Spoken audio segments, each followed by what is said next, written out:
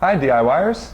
Today we're going to show you how to program a 5800WAVE wireless siren to our LynxTouch L5100 wireless security system. We often get the question, is there any way I can add sirens to my LynxTouch? Obviously, as an all-in-one wireless system, we've got our control panel, our wireless receiver, our touchscreen keypad, and also a built-in siren so that when the alarm goes off, noise is coming right from here. Different than a Vista series panel where you have a control panel and a beige metal can, separate from your keypad, separate from your wired sirens, which can be throughout the house.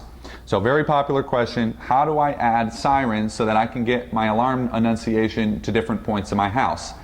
Honeywell makes the convenient 5800WAVE. It's a wireless siren, no hardwire needed, and it's a simple plug it into the wall and that's it. So it's very easy to install these, very handy to use as extra wireless alarm sirens. So the way to program it in is very, very simple. This is a bidirectional device. Not only can it accept a signal from the panel, meaning when this goes into alarm, this will wake up and know to go to alarm. It can also has these 3 LEDs which will tell you if the system is armed or disarmed, so it's requesting status from the panel. It's what we call a bidirectional device, different than a wireless alarm sensor that just sends a signal to the system. And as a bidirectional device, the only program needed is to learn in a house ID code.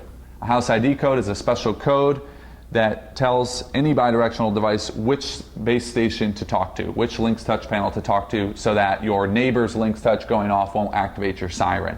So it's a special 2-digit code, anywhere from 01 to 31. And we've assigned our house ID as 10 or 10 in our LynxTouch. We have a video on how to assign the house ID, so go check that out. But the important thing, and the only thing you really need to do to program in your wave, is to remove the front panel, disconnect the siren and the battery,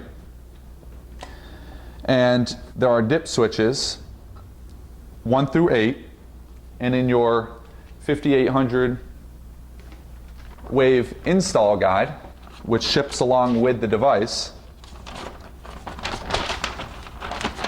on the back page we have a handy little chart that shows you what the dip switches should be set to based on the house ID code that you use.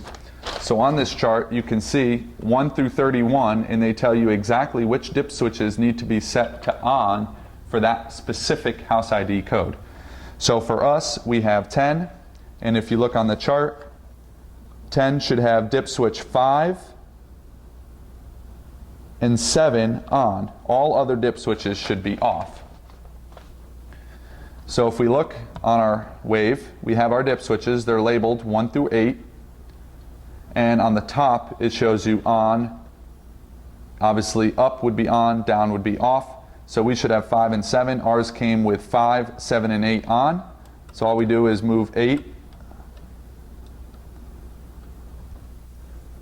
and these are small, so you may want to use a little screwdriver or something. We move 8 to down, 5 and 7 are now on. And if we were to plug this back in and plug it into an outlet, activating an alarm on here will then activate our 5800WAVE wireless siren.